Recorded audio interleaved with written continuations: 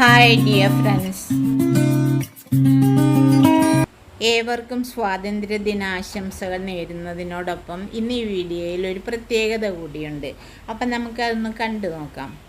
ഇത് നമ്മൾ ദോശയ്ക്ക് ഇഡ്ഡലിക്ക് ഇടുന്ന പോലെ ഒരു ഗ്ലാസ് അരി, അര ഗ്ലാസ് ഉഴുന്ന്, അര സ്പൂൺ ഉലുവ നല്ലവണ്ണം കുതിർത്തത്. ഇനി ഇത് നമുക്ക് അരച്ചെടുക്കണം. അരച്ചെടുത്ത് കഴിഞ്ഞിട്ടാണ് ഇതിൽ നിന്ന് കുറച്ചെടുത്ത് ഈ ക്യാരറ്റും മല്ലിയിലയും സെപ്പറേറ്റ് ചേർത്ത് അരച്ചെടുക്കാം. അപ്പോൾ ആ മാവിനൊരു പച്ച കളറും ഒരു ഓറഞ്ച് കളറൊക്കെ കിട്ടും.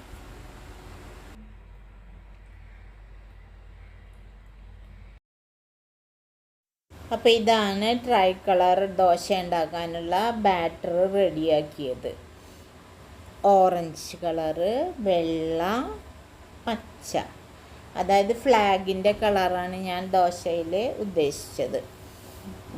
ഇനി നമുക്ക് ഇതുകൊണ്ട് സാധാ നമ്മൾ ദോശ ഉണ്ടാക്കിയെടുക്കണത് എങ്ങനെയാണ് അതുപോലെ ദോശ ഉണ്ടാക്കുക. കാരണം മാവ് പൊങ്ങിയ മാവായതുകൊണ്ട് സാധാ ദോശ ഉണ്ടാക്കുന്ന പോലെ ചട്ടി വെച്ച് ഒന്ന് എണ്ണ തടവി കൊടുത്ത് അതിന് ശേഷം നമുക്ക് മാവ് ഒഴിക്കാം. ആദ്യം ഒഴിക്കുന്നത് പച്ച ചേർത്ത മാവ്, പച്ച കളറ് ചേർത്ത മാവ്.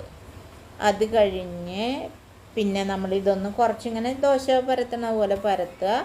അതിന് ചുറ്റും പിന്നെ വെള്ള ബാറ്റർ ഒഴിക്കും. അതിനുശേഷം ഓറഞ്ച് ഇതുപോലെ തന്നെ ചുറ്റിയെടുത്ത്